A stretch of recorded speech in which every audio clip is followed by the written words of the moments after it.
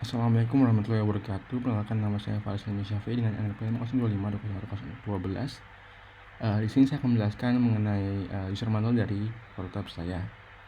Mungkin yang pertama ada halaman page awal.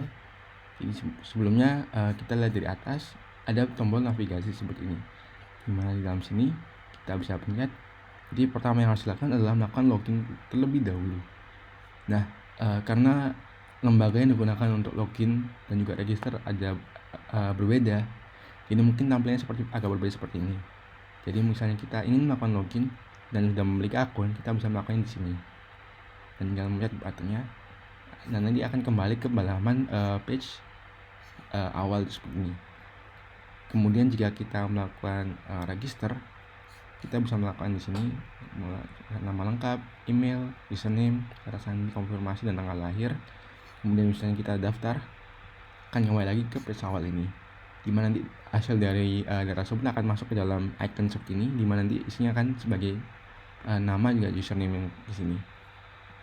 Nah, kemudian yang kita reverse pertama adalah bagian gambarnya sini, karena pada websitenya gambar ini tidak akan muncul misalnya dilakukan di HP, makanya kita akan muncul seperti ini, dimana dia akan misalnya kita lakukan motion gesture ke kiri akan melihat gambar-gambar yang lain, dimana pada hasil sebelum refurbish gambarnya tidak ada yang bisa dilihat, dan juga misalnya digeser juga tidak ada yang kelihatan gambarnya.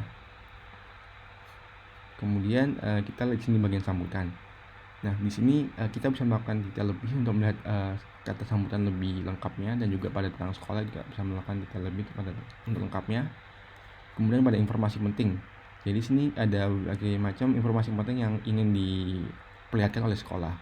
Di pertama ada pengurus sekolah, dimana kita bisa melakukan geser untuk melihat visi misi dan juga prestasi sekolah, dimana setiap buttonnya akan memasukkan link dimana akan dilihat page-nya tersebut.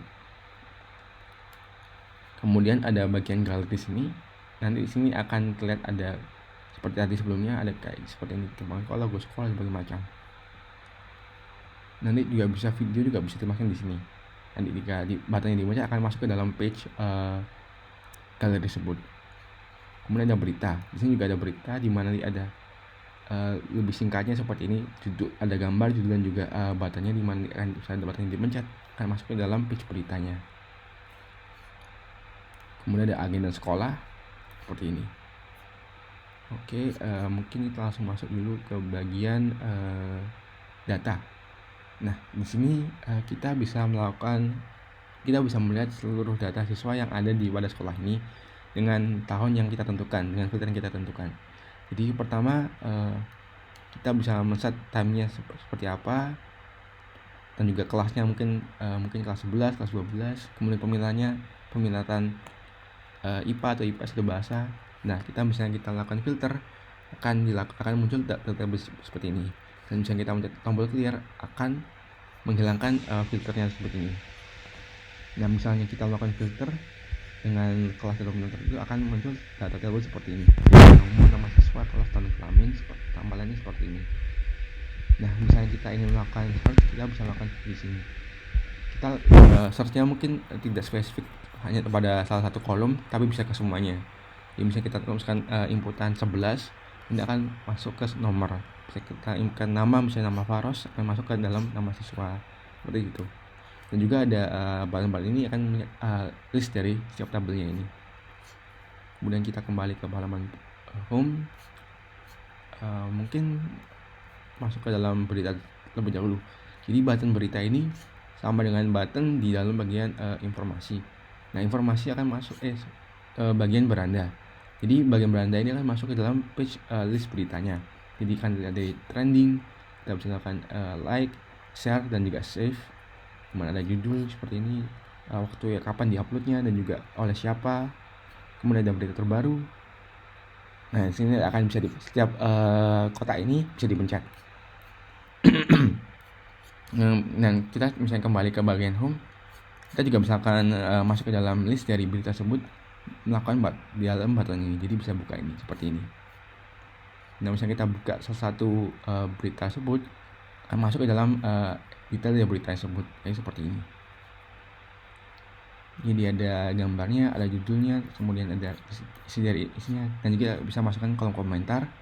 Kita juga bisa melihat like, jumlah yang sudah melakukan komentar, jumlah yang sudah melihat berita tersebut, share, save, dan juga setting.